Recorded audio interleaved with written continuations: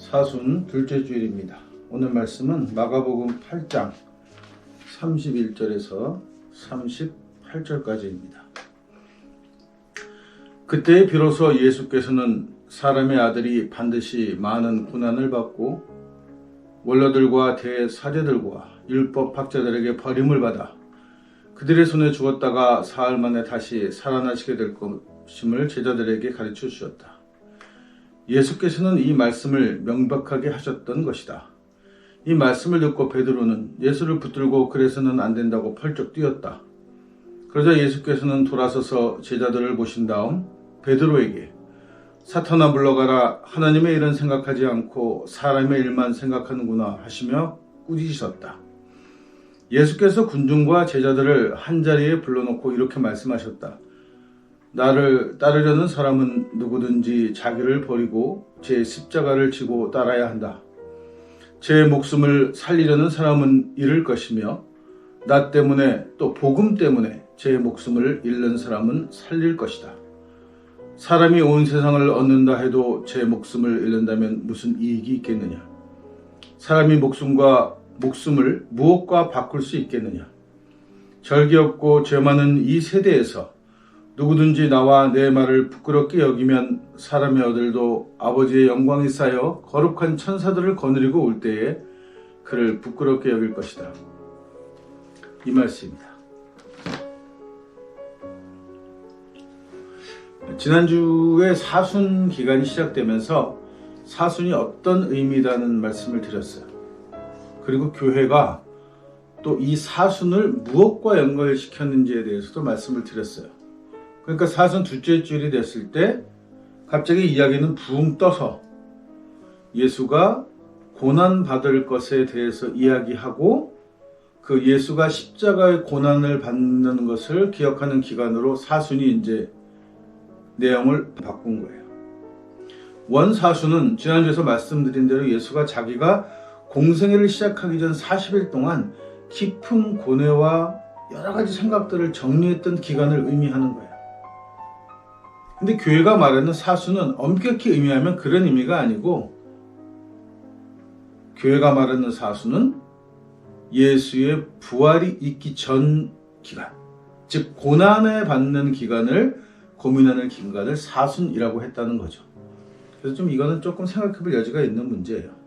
자, 그건 그렇다 치고 예수가 자기가 고난받을 일에 대해서 이야기를 했다고 성서는 기록하고 있어요. 어떤 일을 당할 것인지에 대해서 기록을 하고 있는데 여기서 굉장히 재미있는 거예요. 이 대목이. 왜냐하면 예수는 실질적으로 로마의 재판을 받았고 로마 법정에 서서 유대인의 왕이라는 정치적인 이유의 형벌로 십자가형을 당한 거란 말이죠. 근데 오늘 이 본문에도 로마 이야기는 빠져 있어요. 예수가 죽게 된 이유는 유대 제사장들과 율법학자들, 즉 유대교가 예수교를 싫어해서 죽였다 이렇게 이야기하고 있다는 거죠. 그럴 수도 있어요. 당시에는 많은 그 랍비들이 서로 대립하기도 했고 서로 자기 주장을 하기도 했고 그러면서 알력 다툼이 있었으니까 충분히 그럴 수 있는 상황이긴 한데 이게 희한하게도 로마 이야기는 완전히 증발돼서 없다는 거예요. 적어도 여기 한 구절이 있었어야죠. 로마의 핍박도 받았다는 구절이 있어야 하는데 그게 존재하지 않는다는 거예요. 그러니까 성서는 편집될 때부터 바울 패거리들이 로마 교회를 접수하고 그 다음에 마르시온들이 성서를 만드는 작업도 하고 이런 과정에서 교회는 분명한 그 성서 편집에 대한 주관이 있었던 거예요. 그게 뭐냐면 절대 예수의 죽음과 로마는 연관이 있지 않는다는 거죠. 그렇게 해서 이미 식민지화 되어버리고 유대가 로마의 식민지화 되어버리고 그리고 초대 교인들의 상당수가 로마에서 살고 있던 교포들이고 또 로마인들이 들어오기 시작하면서 이 종교는 기독교라는 종교는 애당초 처음부터 목표가 무엇이었냐면 로마에게 거슬리지 않는 로마의 눈밖에 나지 않는 교리를 펼쳤던 거예요. 이게 뭐 선교 전략적으로 그럴 수 있다라고 보지만 이건 엄밀하게 얘기하면 이 기독교가 제국주의 종교에 대해서 식민 지역에 들어와서 침략을 할 때 그 선봉에 쓰게 되고 기독교가 나쁜 일을 하는데 주도적인 역할을 하게 되는 이유가 뭐냐 하면 그리고 교인들이 그 새롭게 들어온 종교를 기독교라는 종교를 믿은 교인들 중에 상당수가 매국노가 될 수밖에 없는 이유가 뭐냐면 이 종교의 기본 컨셉이 매국에 있다는 거예요. 로마의 눈밖에 나지 않고 로마의 비율을 맞추고 황제에게 잘 보이려고 했던 꼼수가 성서를 편집할 때 들어가 버렸기 때문에 이 성서가 순수성을 상실하는 거예요. 종교의 경전으로서의 가치가 없다는 거예요. 그래서 이거는 철저하게 장사치, 종교 장사치들이 종교 장사를 위해서 만든 선전책, 광고책처럼 되어버렸다는 거죠. 그래서 예수의 순환에 대한 이야기의 가장 중요한 부분, 예수가 왜 고난받게 되었냐는 가장 중요한 이유가 뭐냐 하면 로마의 식민지에 있으면서 로마로부터 독립하고 유대민족, 자기 민족의 독립을 갈망했던 예수의 행적 때문인데 그 행적은 완전히 사라져버리는 거예요. 근데 뭐는 지울 수 없냐 하면 예수가 십자가형을 받았다는 것은 지울 수가 없단 말이에요. 누구나 많은 사람들이 기억하는 거예요. 근데 진짜 반복해서 말씀드리지만 종교적인 이유로는 로마가 타 종교에서 종교적인 이유로 사람을 십자가형을 외치하지 않아요. 십자가형은 반드시 로마의 정권에 대항하거나 독립운동을 하거나 해서 로마 제국에 대항했던 사람만을 본보기로 십자가형을 하는 거란 말이죠. 그러니까 앞뒤가 안 맞는다는 얘기예요. 예수가 고난받은 건 사실이지만 그 고난의 이유가 분명치 않아져 버렸다. 그리고 모든 책임은 누구한테 넘기냐? 유대한테 넘기냐? 유대교한테 넘긴 거죠. 왜 유대교한테 넘길까? 바울은 철저하게 자기가 유대교 신자였고 광신적인 바리새인인데도 불구하고 왜 바울은 유대교를 이렇게 철저하게 적으로 몰아붙이는가 하면 이미 망해서 자기한테 필요 없는 종교이기 때문인 거예요. 바울은 유대교를 기반으로 자기 민족이 대대로 믿어왔던 창조주라고 믿어왔던 그 모세가 만든 야훼라는 신을 창조주로 만들면서 유대교는 버려야 했어요. 왜냐하면 유대교는 이미 망한 종교니까. 그리고 새 종교를 만들 때 그 기독교라는 새 종교를 만들면서 자기가 믿던 신만은 그대로 가져오고 싶어 했어요. 그렇게 하니까 로마의 눈밖에 나는 행동, 즉 유대의 독립, 이 당시에 성서가 기록되기 이전에 상당한 유대의 저항이 있었단 말이에요. 그래서 로마의 내부적인 사정으로 해서 유대가 잠시 동안 독립한 적도 있었고, 어쨌든 간에 유대가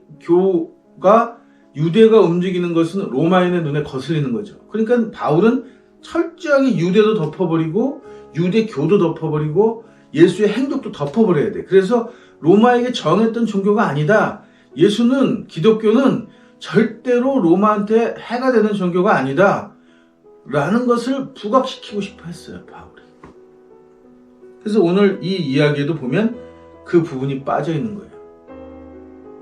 그러면 베드로는 왜 예수가 고난받고 죽겠다는 데 대해서 발끈하며 안 된다고 얘기했느냐 하면 예수의 제자들 상당수, 베드로를 포함한 상당수의 예수의 제자들은 예수가 메시아로, 이 메시아라는 것은 바울이 얘기하는 메시아하고 다른 메시아예요. 정치적인 메시아로 유대 독립을 가져오고 유대의 독립을 가져온 공으로 예수가 다윗 왕가기 때문에 왕이 되었을 때 한자리를 할 수 있다라고 하는 희망이 있었단 말이죠.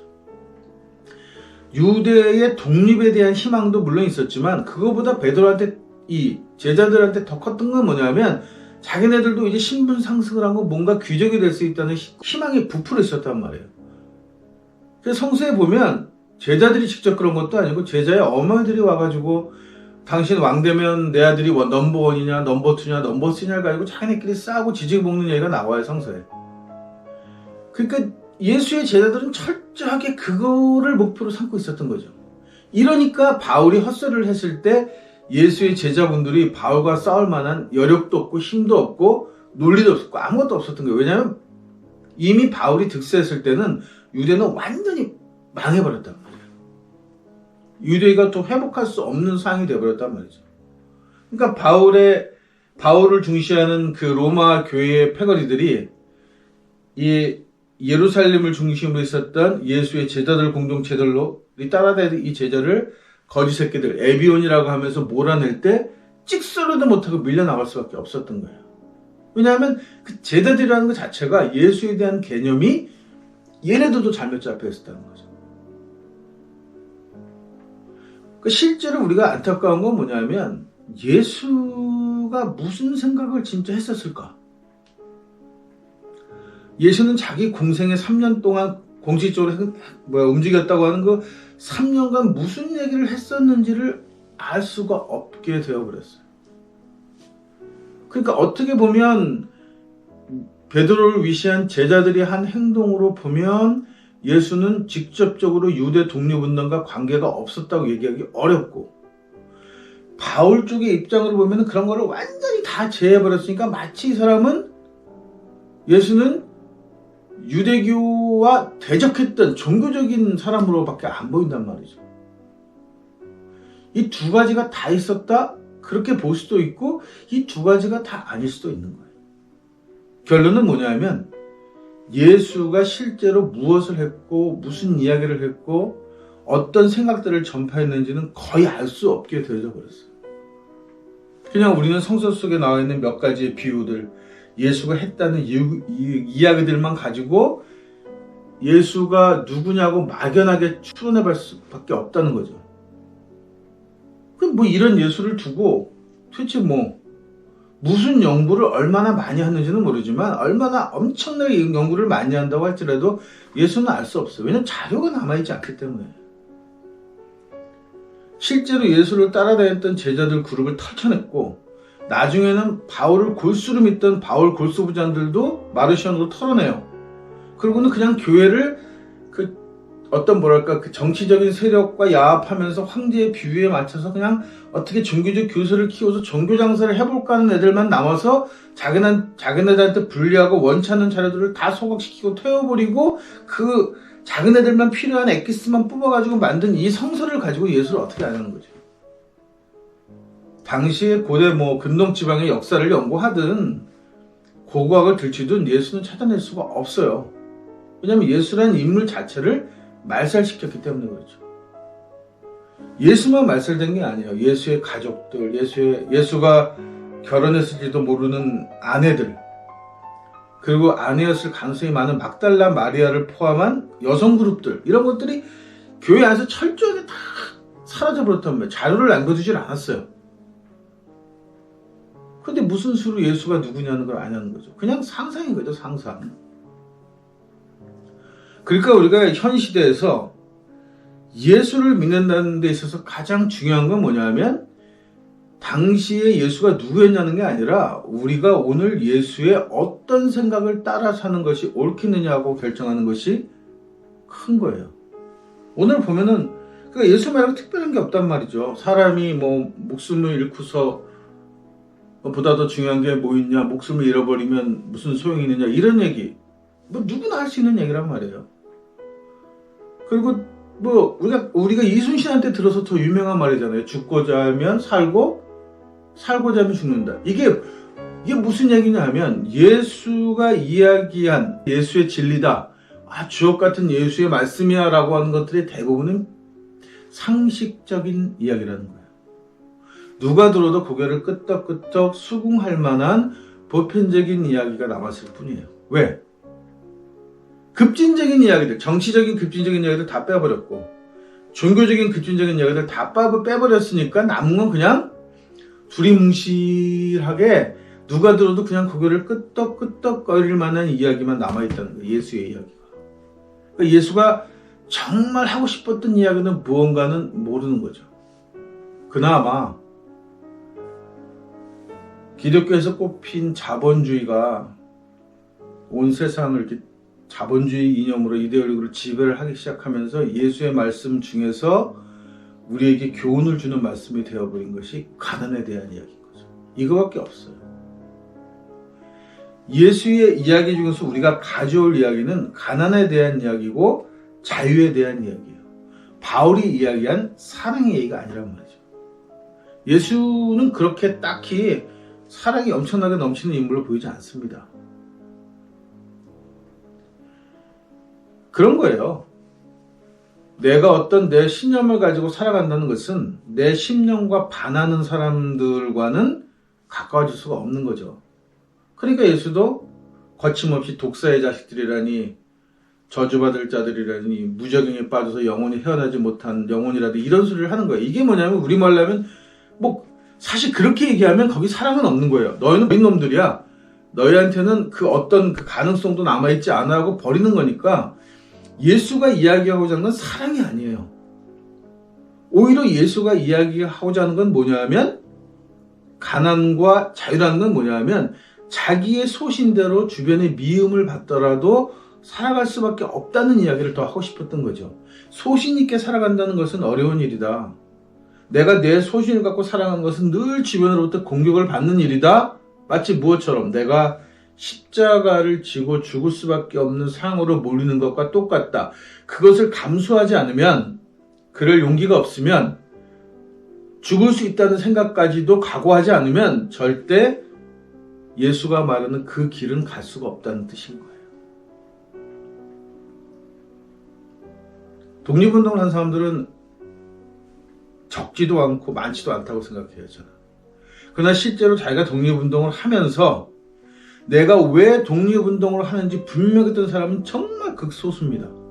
그러니까 한국이 해방된 뒤에 독립운동을 했던 사람들이 나라를 말아먹었어요.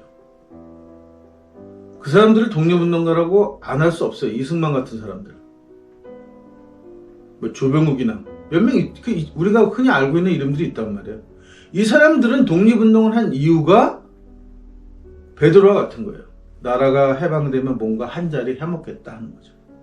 그래서 오늘 예수는 분명하게 얘기합니다. 그런 생각을 가지고 예수를 따르는 자들, 그런 생각을 가지고 자기 신념대로 살겠다는 사람들한테 분명히 얘기하는 거예요. 그것은 사탄의 길이다. 절대 그 길은 진리의 길이 아니라는 말씀입니다.